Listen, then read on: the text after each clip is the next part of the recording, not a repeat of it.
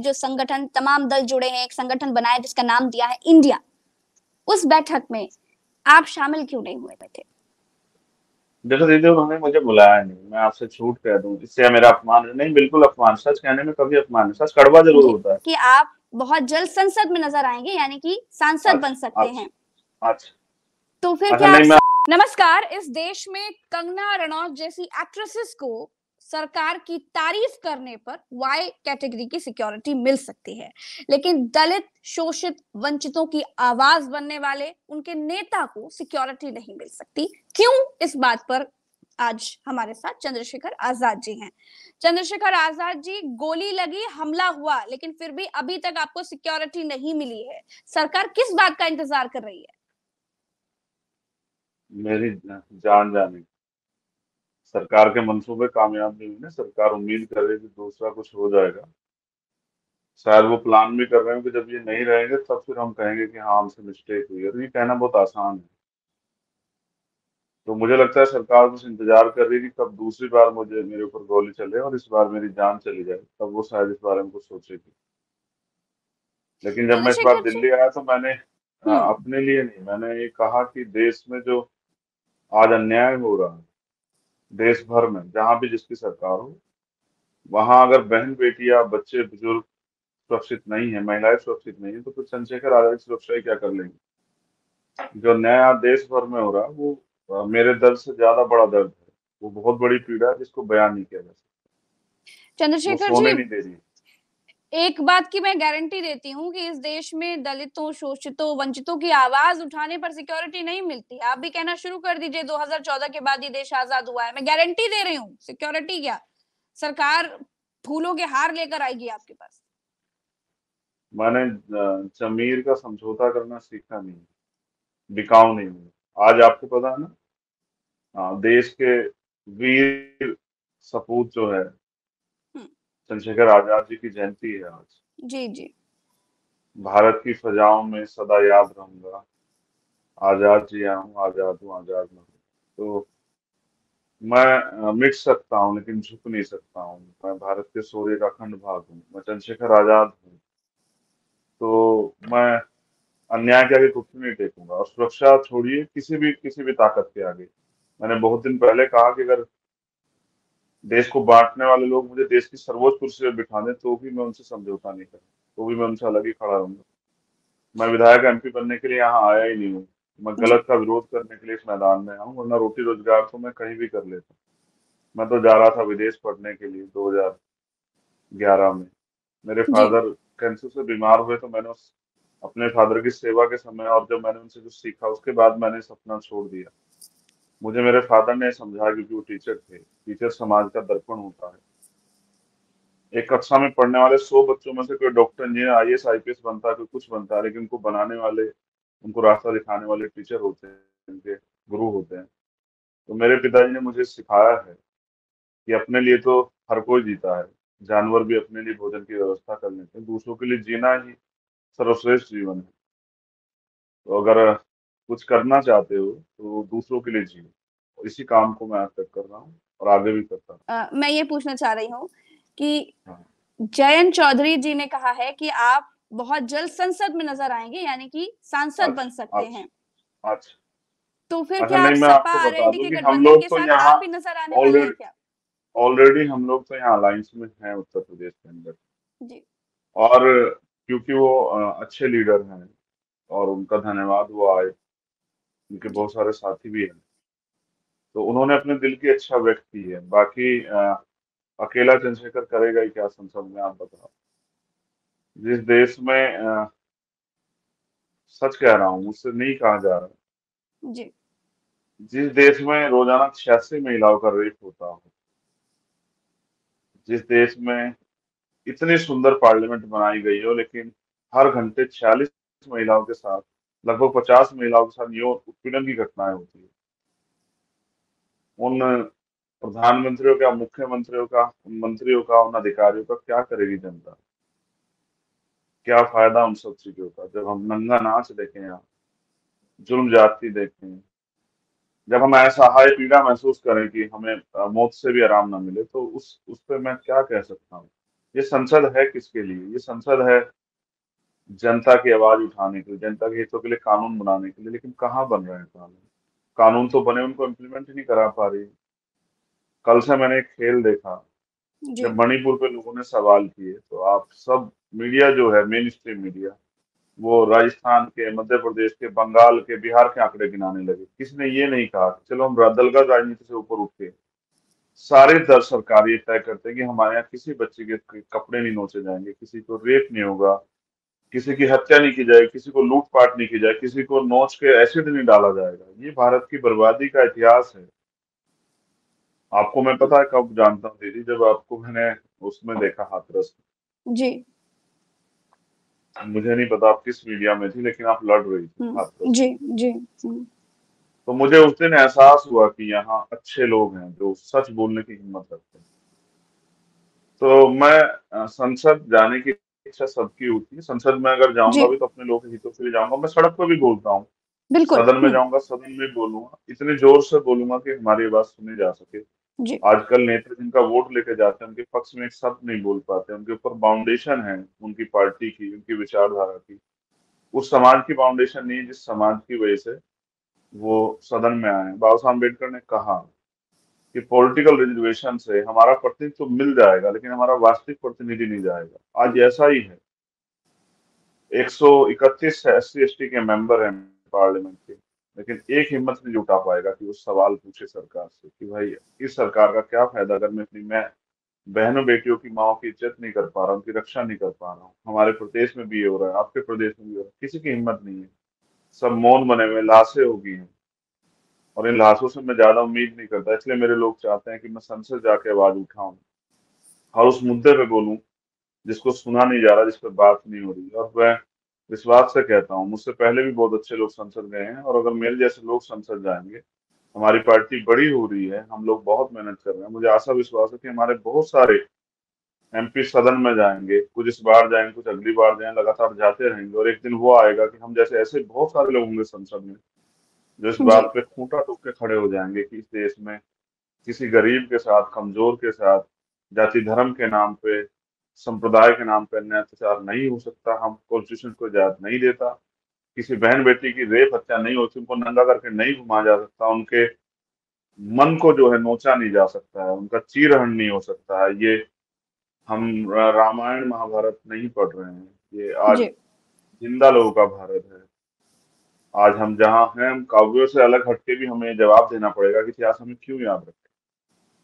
भाई मैं संसद में जाके चंद्रशेखर क्या जी। करूंगा और अपने लोगों के हितों की आवाज नहीं उठा पाया? आप बताओ। जी बताओ। जी जी। ये जो गठबंधन बना है तमाम विपक्षी दलों का, ये जो दल, जो संगठन, तमाम दल जुड़े हैं, एक संगठन बनाया जिसका नाम दिया है इंडिया, उस बैठक में आप शामिल क्यों नहीं हुए थे?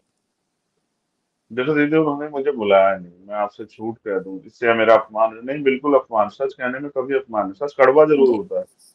इससे मेरे लोगों को संदेश पहुंचेगा भाई हमारे नेता की हैसियत अभी कम है, इसलिए उनको नहीं बुला रहे। हो सकता है अभी कुछ राजनीतिक मजबूरियां भी हो, जैसा कई फॉरन विश्लेषण भी किया कि वो एक और दूसरा हमारे जैसा एक दल है, पुराना मजबूत दल, उनकी नेता से विरोध मोल नहीं लेना चाहते, पहले वो उनको प्रयास कर रहे होंगे, इसलिए जी। उन्होंने ना बुलाया। देखो मैं फिर कह रहा हूँ, मैं भी कोई घर ऐसे नहीं बैठा हूँ कोई मुझे बुलाए चला जाए। मैं अगर मुझे कोई बुलाएगा भी तो मैं जाने से पहले, उस संदेश को देने से पहले, अपने मुद्दों में उनसे बात करूंगा, जो हमारे बुनियादी मुद्दे हैं, जिनके लिए हम लोग लड़ तो रहे हैं, क्या जिनके लिए हमने मायावती जी को बुलाना चाह रहे ज्ञापन थे दिया। इसीलिए चंद्रशेखर आजाद से पूछा नहीं गया?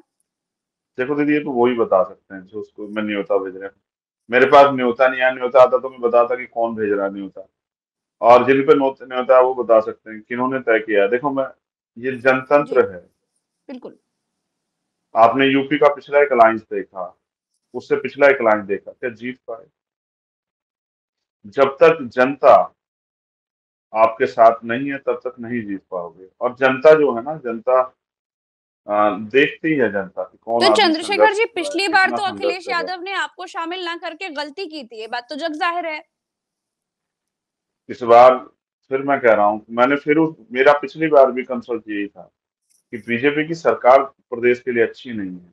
उसका जी। खामियाजा भी हम लोग भुगत रहे हैं, चाहे वो आरक्षण के साथ घोटाला और मुफ्तजा हम्म। शिक्षक भर्ती में घोटाला हुआ हो, या HJS के जरिए जो एक भी जज नहीं भर्ती हो रहा, संकाय बैकवर्ड का, वो जो तमाम तरह का अधिकार हमें संविधान ने दिए, वो भी जो हमारे छिन भिन हो रहे हैं इसलिए, और जो हाथरस जैसी घटनाएं हुई, उन्नाव जैसी जी। घटनाएं हुई, कानपुर जैसी घटनाएं, वो ना हो, इसलिए हम लोग, मैंने प्रयास किया कि सब लोग मिलकर लड़ें। अंत वो किसी कारण सफल नहीं होगा, मुझे उस बात का कोई खेद नहीं, मेरा जी। प्रयास है। मैंने एक कहानी पढ़ी है, मैं आपको आपके चैनल के माध्यम से सुना देता हूँ, कि बहुत व्यूअर्स सुनेंगे। कि एक जंगल में आग लगी हुई थी। उस जंगल में उस समय एक दो जानवर मौजूद थे, एक बहुत बड़ा था, एक छोटा था। बड़े के रूप में हाथी था और छोटे के रूप में चिड़िया थी। वो चिड़िया इस जंगल की आग को देख नहीं पाई, वो बार बार जाती, तालाब से पानी चोंच में भर के लाती, उस आग को बुझाने का प्रयास कर। हाथी बैठा तमाशा देख रहा था।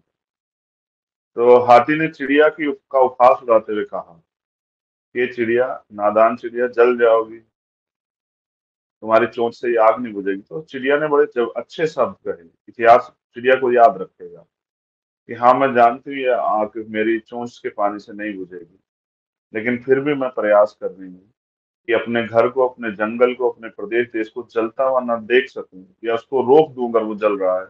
लेकिन आप में क्षमता है, आप इसको रोक सकते हो, आप में ताकत है, लेकिन आप फिर भी नहीं रोक रहे हो, तो एक दिन इतिहास लिखा जाएगा जंगल का। मेरी गिनती शहीदों में होगी, बचाने वालों में होगी, आपकी गिनती गद्दारों में होगी। तो मैं वो छोटी सी चिड़िया हूँ नन्ही सी, जो प्रयास कर रहा है कि देश बच जाए। जिस तरह से संविधान पे हमला हो रहा है, जिस तरह से नौजवानों के रोजगार पे हमला हो रहा है, जिस तरह से गरीबों की जेब काटी जा रही है, महंगाई बेरोजगारी, जैसे किसान को फसल के दाम नहीं मिल तो रहे हैं। आपको क्या लगता अब है कि आज इस चिड़िया को इग्नोर करके एक बार भुगत चुके हैं, अगली बार भी भुगतने का के लिए तैयार हैं क्या? इसके इस चिड़िया समाज को ने, छोटा समझकर। इस समाज ने, जिस समाज का मैं नेतृत्व करता हूँ, बहुजन समाज का, हमारे लोग, हमारे नेताओं ने बहुत मेहनत की है, और उन्होंने 2022 से, उससे पहले चुनाव से भी सीख लिया। हमारी 3 साल की पार्टी है, हम आपको अपने दम पे मेहनत करके कामयाब होकर दिखाएंगे। और फिर मैं कह रहा हूँ, मैंने मांगना सीखा ही नहीं। इतिहास गवाह कि आज तक मैंने कुछ नहीं मांगा, मैंने कभी सरकार से भी नहीं कहा। मैंने एप्लीकेशन इसलिए दी क्योंकि हम लोग संवैधानिक दायरे में हैं। जब इस देश के हम्म। सेना प्रमुख को, जिनके अंडर में इतनी सेना है, उनको सुरक्षा मिलेगी, जब इस देश के आरएसएस के प्रमुख को सुरक्षा मिलेगी, हम भी टैक्स देते हैं, हमारे टैक्स के पैसे से जो है देश की अर्थव्यवस्था जो है वो चलती है, तो हमें उस पैसे का लाभ, अधिक की सुविधा का अधिकार लेने का हक क्यों नहीं है भाई? हम बराबर का टैक्स देते हैं, एक एक चीज में टैक्स देते हैं। सरकार में जो लोग बैठे हैं, भले ही उन पर टैक्स की छूट हो, हम पे नहीं है, हम हर हम्म। चीज में टैक्स देते हैं। तो हम, हमारे हमारे लोग जो हैं, ये उम्मीद चाहते हैं कि हमारे नेता सुरक्षित रहे। एक नेता को बनाने में समाज को 10 साल लग जाते हैं, उनकी उनकी खाल उतर जाती है। कई लोग जो हैं, कई सौ लोग कुर्बानी देते हैं, शहीद होते हैं, कोई एक्सीडेंट में मरता है, कोई गोली खा के मरता है, कोई पुलिस की लाठियों से मरता है, कोई जेल में जाता है, किन पे मुकदमे झेलने पड़ते हैं। एक नेता को तैयार करने में 10 साल लगते हैं समाज के, तब जाके एक नेता तैयार होता है। मुझे मेरे लोगों ने खून से खींच के तैयार किया है।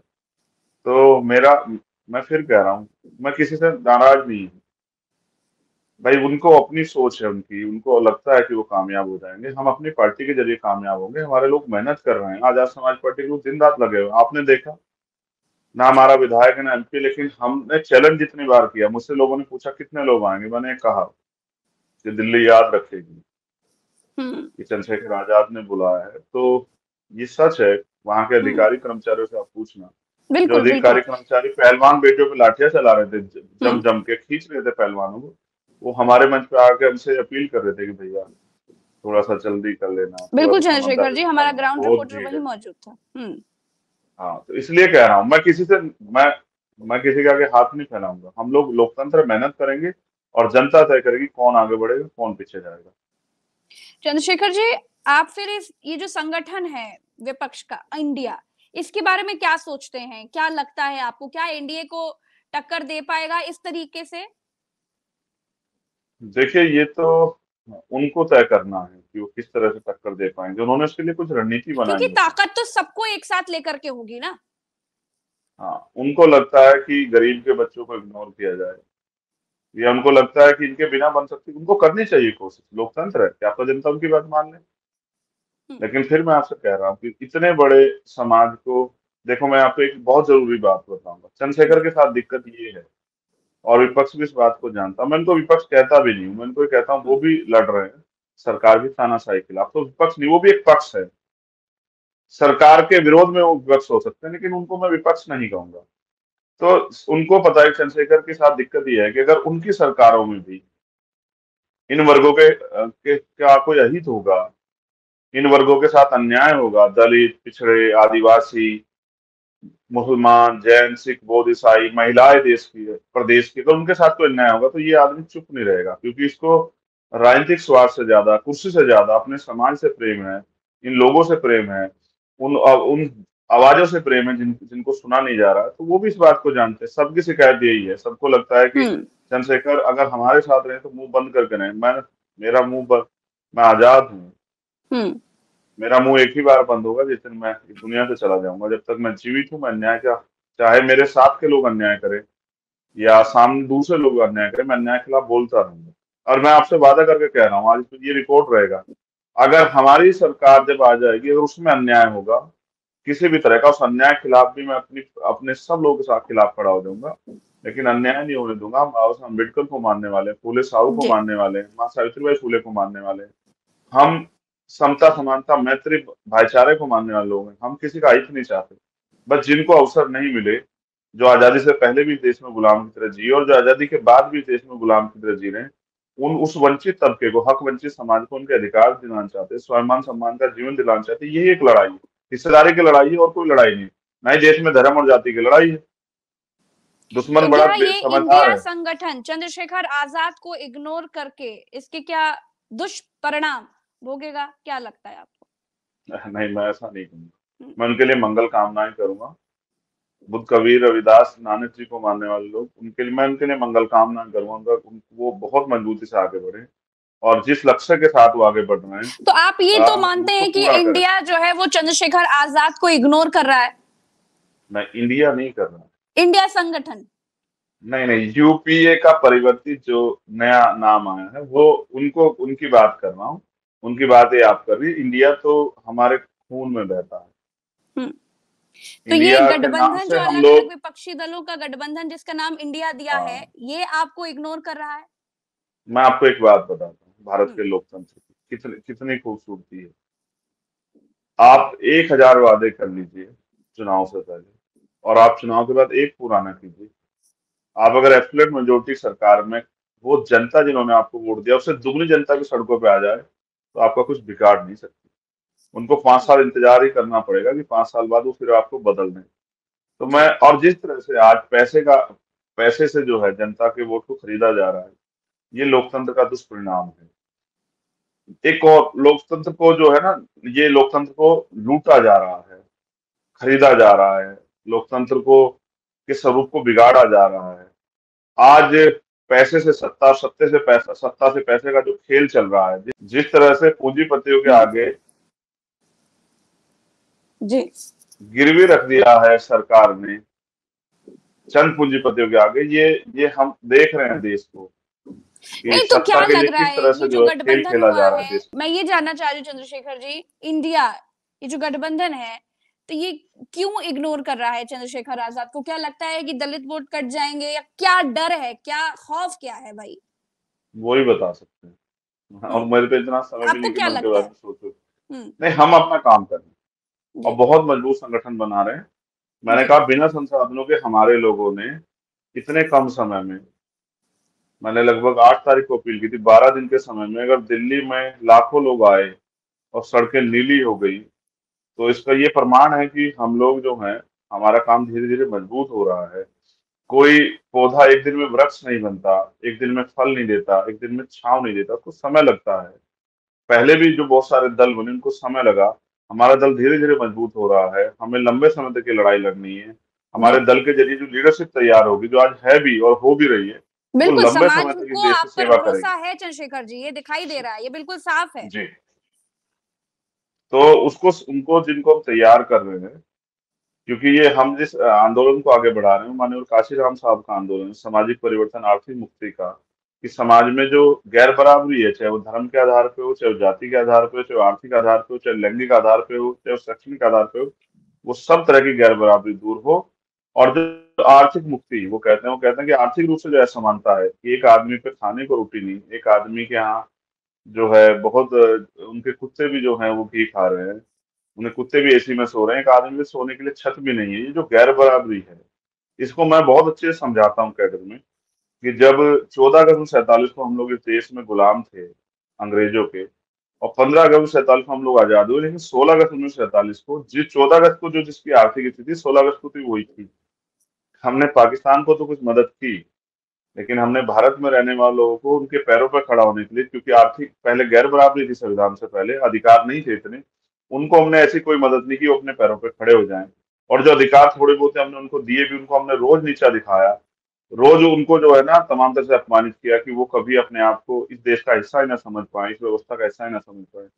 मैं बहुत अच्छी तरह समझता हूँ कि महिलाओं पे अत्याचार क्यों होते हैं, मैं बहुत अच्छे से समझता हूँ कि वंचित तबके पे अत्याचार क्यों होते हैं। अत्याचार इसलिए होते हैं कि इस देश की आधी आबादी अपने हक अधिकारों की मांग ना करे, इकट्ठी ना हो जाए, अपने पैरों पर ना खड़ा हो, तो रोज उसको नीचा दिखाओ। इसलिए उसको घर से लेके सड़क तक हमले होते हैं, इसलिए उसको जो है नोचा जाता है कि वो अपनी हिम्मत बता के अपने अधिकारों के लिए ना बात करे।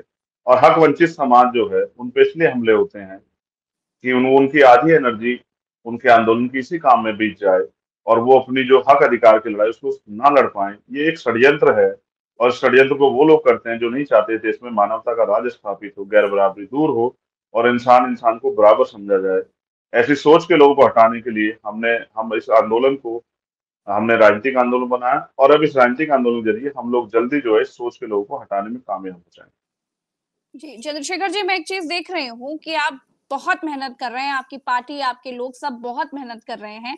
आप हॉस्पिटल जा रहे हैं, फिर आ रहे हैं, लोगों से मिल रहे हैं, आप हर दिन हॉस्पिटल जाते हैं, आपकी तबीयत अभी भी ठीक नहीं है, अभी भी आप बिल्कुल हॉस्पिटल जाते-जाते मैंने आपको रोका हुआ है। पहले तो आपका बहुत-बहुत शुक्रिया कि आपने मुझे समय दिया। लेकिन अब 2024 को लेकर, क्योंकि आपका संगठन भी बहुत बड़ा है, तो आपने क्या सोचा है 2024 को लेकर? क्या कुछ नया होने वाला है चंद्रशेखर जी?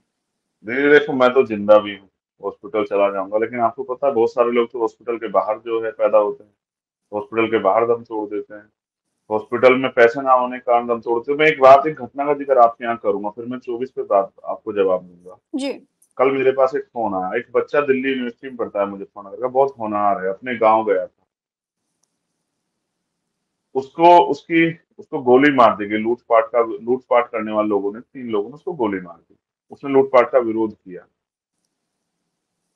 अब वो हॉस्पिटल में, उसके परिवार का फोन आया कि हॉस्पिटल में लोग 18 लाख रुपए मांग रहे हैं, उन्होंने जो कुछ था बेच बेच के 2-3-4 लाख रुपए इकट्ठा कर दिए। अब मेरा एक सवाल यहाँ खड़ा होता है, पुलिस की लापरवाही से गुंडों के इतने जो है हौसले बढ़े, उन्होंने गोली मार दी। उस जिन जो कुछ उनके माँ बाप से था उन्होंने उस बच्चे के लिए लगा दिया, निकुंज उसका नाम है, अखबार में भी मैंने पढ़ा। हुँ। अब वो बच्चा, उसके पिता, वो पैसे कहाँ से लेगा? उसकी जान जो है ना, वो मौत और जिंदगी बीच वो लड़ रहा है, वो उसके पिता कहाँ से लाए 18 लाख रुपए? अगर नहीं पैसे आएंगे तो वो बचेगा नहीं, हॉस्पिटल के, प्राइवेट हॉस्पिटल के लोग इलाज नहीं करेंगे, शायद उसका एक फेफड़ा भी खत्म। शेखर जी, आवाज़ आ रही है आपको? मुझे लग रहा है फ्रेम फ्रीज़ हो गया था, शायद कुछ नेटवर्क इश्यूज़ हो रहे हैं उस तरफ। आपकी और मेरी बात है, सरकार को अच्छी नहीं लग रही। हुँ, तो आप आगे की बात उसके बताइए। पिता मुझसे कह रहे थे कि मैं पैसे कहाँ से लाऊं, मेरे पास जो कुछ था मैंने इसके ऊपर पढ़ाई पे लगा दिया, अब जो कुछ था उसको बेच के मेरे पास जो पैसे थे मैं लगा दिए, मगर मैं कहाँ से लाऊं? गलती अधिकारियों की है कि गुंडे जो हैं उत्तर प्रदेश सरकार के, तो रहते जो हैं उनके हौसले बढ़े हुए हैं, उन्होंने उस बच्चे को गोली मार दी, उसके जीवन पे बन आई है, लेकिन वो उसके पिता पैसे कहाँ से अफोर्ड करें? मैंने कल वहाँ के एसएसपी को फोन किया, मुख्यमंत्री वहाँ आए तो उन्होंने कहा मैं भी देखता हूँ क्या कर सकता हूँ। मैंने वहाँ के जिलाधिकारी को फोन किया, उन्होंने कहा कि मैंने उनसे कहा कि आप बता दो अपने जिलाधिकारी को कि तनख्वाह तुम लेते हो और लोग क्यों मर रहे हैं, तुम कुर्सी पर बैठे क्यों हो भाई?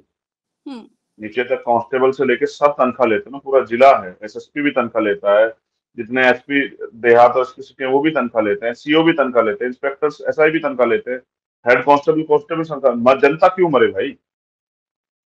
ये वो कहाँ से लाएगा बाप पैसे? तुम कुछ अलग से पैसे दे रहे हो, कोई तनख्वाह दे रहे हो उनको? गरीबों की जान लेना चाहते हो, सरकार में बैठ के बात बताते गुंडे भाग गए। सच ये है कि आम आदमी इस सरकारों में पिस रहा है। अब मैं आपको 24 के लिए बताता हूँ, इसका जवाब नहीं है किसी पे कि वो, अगर वो बच्चा मर जाएगा और उसके माँ बाप ने अपना खून पसीने जिसको सींचा है, उनके जो सपने हैं वो कहाँ जाएंगे? इसका जवाब नहीं है मुख्यमंत्री जी पे, इसका जवाब नहीं है वहाँ के एसएसपी और डीएम पे। और मैं जाऊंगा 1-2 दिन में, ठीक होते जाके बैठूंगा डीएम के दफ्तर के बाहर, उनको बताऊंगा किस तरह से लोग जानों से खेल रहे हैं, और एसएसपी से पूछूंगा कि ये कानून व्यवस्था है? बड़े बड़े स्टार लेकर आके बैठे कुर्सियों पे, नींद आ जाती है शाम रात में घर में पढ़ के? आपके बच्चे हैं तो क्या, जो आम लोग हैं उनके बच्चों को जिंदगी वैल्यू नहीं? अगर ये आपके बच्चे के साथ हो जाता ये किसी मंत्री के बच्चे के साथ हो जाए तो क्या होता है देश में? ये किसी जज के बच्चे के साथ हो जाए तो क्या होता है देश में? ये किसी नेता के बच्चे के साथ हो जाए तो गरीबों को जिंदगी की वैल्यू नहीं है क्या? मैं पूछूंगा जाके उनसे सवाल। तो इसलिए, और 24 की बात जो आप कर रही हैं, आप 24 में देखना, 2023 का 24 से पहले चुनाव है, मध्य प्रदेश, राजस्थान, तेलंगाना, छत्तीसगढ़, हमारी पार्टियां बहुत मजबूती से लड़ेगी। कल हम पे बहुत नए सितारे लोग आए थे, मैं गया था अम्बेडकर भवन मिलने। अब जल्दी हम अपनी पार्टी की का नया संगठन जो है वो झारखंड में, उसकी इकाई छत्तीसगढ़ में, तेलंगाना हम्म। में और हरियाणा में जो है वो अगले 3-4 दिन के अंदर घोषित करने जा रहे हैं। हमारा दल मजबूत हो रहा है, लोगों का विश्वास बढ़ रहा है। इस गोली ने जैसे इस गोली ने मेरे जीवन में एक ठहराव दे दिया है, जी। वैसे ही हमारे लोगों में भी ये विश्वास भी पैदा कर दिया है कि अब हम ज्यादा दिन जो हैं अपने दिल को किसी के भरोसे नहीं छोड़ें। कोई हमारी आवाज नहीं उठा रहा, इतने पार्टियों से लोग जा रहे हैं, इतने दलों से लोग जा रहे हैं, कोई हमारी बात नहीं कर रहा। जब तक हमारा नेता नहीं जाएगा, हमारी पार्टी के लोग नहीं जाएंगे, हमारी कोई बात नहीं उठाएगा। इसलिए हमें, जब मैंने एचजेएस की बात की तो उत्तर प्रदेश में सारी दल हैं, किसी ने इसकी आवाज नहीं उठाई कि एक भी शेड्यूल कास्ट का बच्चा जज नहीं बन रहा बैकवर्ड का, किसी ने नहीं उठाया। तो हम्म। मेरा काम है लोगों में ये विश्वास पैदा करना कि वो आगे बढ़े, और मेरा काम है उनको समझाना। मैं बहुत मजबूती से काम कर रहा हूँ, मेहनत कर रहा हूँ, और आगे मेरी मेहनत जारी रहेगी। मैंने 10 साल का समय तय किया था कि मैं छुट्टी लूंगा। इस गोली ने मेरी छुट्टी लगा दी 10-15 दिन की।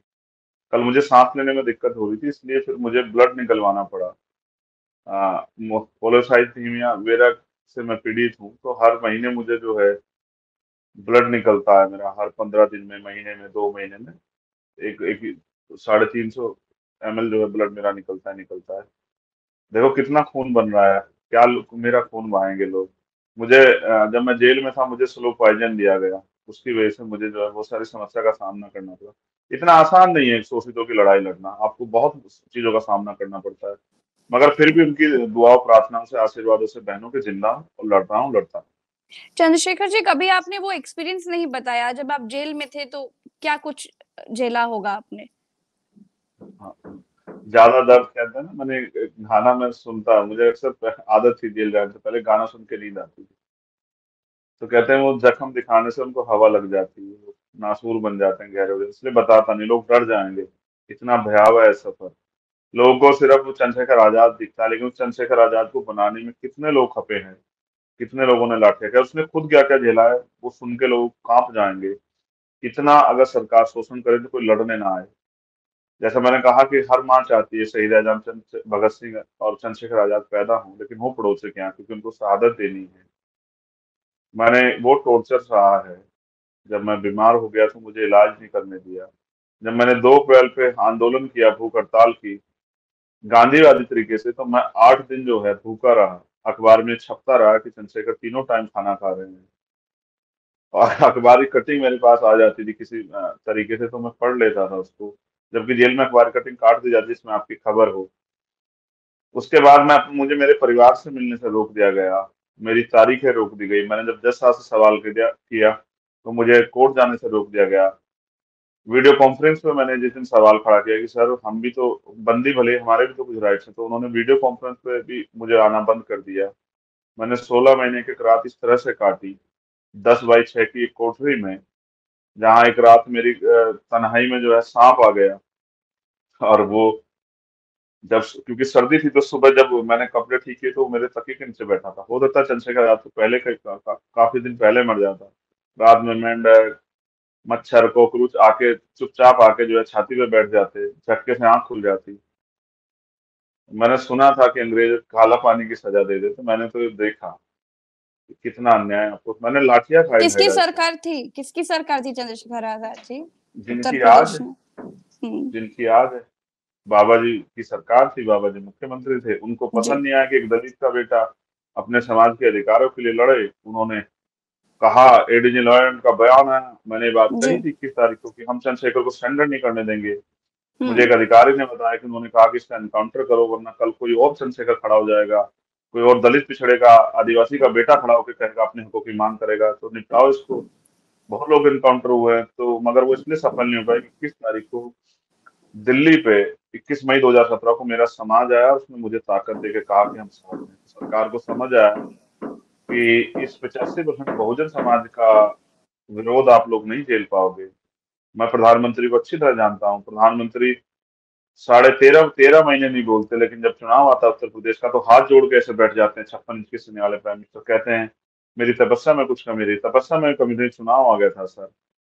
वरना जो वादे आपने किसानों से किए थे, 700 किसानों की शहादत पे आप एक शब्द नहीं बोले। एमएसपी गारंटी की बात आपने की नहीं दी, जो किसानों के मुकदमे वापस नहीं किए। फिर आप ऐसे ढीठ के ढीठ हो गए हो। और अब मणिपुर पे आपने कहा मेरा हृदय क्रोधित है, मैं दुखी हूँ। वो क्रोध की ज्वाला कब मुंह से बाहर निकलेगी?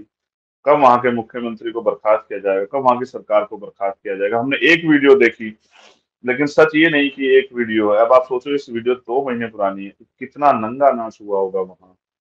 हम भारत में बेटियों को देवी कह के पूजते हैं, उन देवियों के चीरहरण पे हमारे मुंह से एक शब्द नहीं निकल रहा और हम लगे हुए हैं एक दूसरे पे आरोप लगाने पे। बिल्कुल। मैं भी अभी अपनी बात रखूंगा ट्वीट के माध्यम से कि दलगत राजनीति से ऊपर उठ के हमें इस महिलाओं पे होने वाली हिंसा को, बच्चियों पे होने वाली हिंसा को रोकना चाहिए।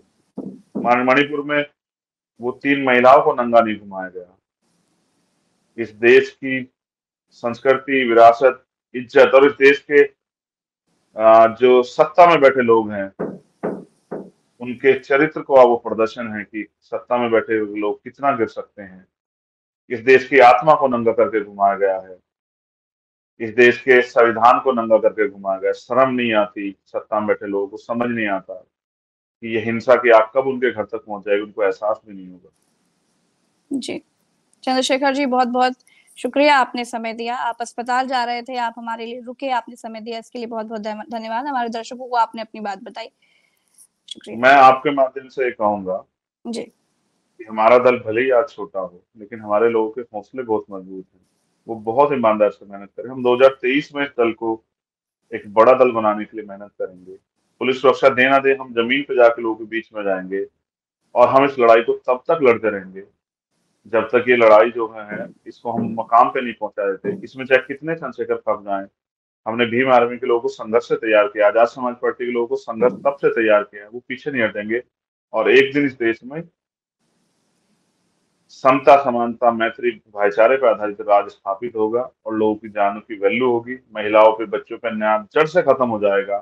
कोई किसी का अन्याय नहीं करेगा, किसी को जो डराएगा धमकाने, कोई किसी हत्या नहीं करेगा। वो राज आएगा, आप देख लेना। जनता में बहुत गुस्सा है, उनको जरूरत है कोई उनको ईमानदार से साथ खड़ा होकर लेके चले, उनके साथ धोखा ना करे, उनको ठगे ना। इसलिए लोग देर से भरोसा करते हैं, वरना जितनी मेहनत हम लोगों ने की है, इतनी मेहनत के बाद तो मुझे नहीं लगता कोई गुंजाइश बचती है। तो हम अपनी मेहनत जारी रखेंगे, जैसे आप बिल्कुल। ईमानदार पत्रकारिता कर रही हैं, ऐसे ईमानदारी से हम अपने काम को जारी रखेंगे और लगातार लड़ाई को लड़ते रहेंगे और हर बिल्कुल अन्याय के खिलाफ चंद्रशेखर आवाज जी, उठाएंगे, आपकी जाति धर्म मेहनत से ऊपर दिखाई उठ के। देती है। आपकी मेहनत दिखाई धन्यवाद। देती है और समाज में आपका जो विश्वास है, वो भी खुलकर बोलता है। शुक्रिया।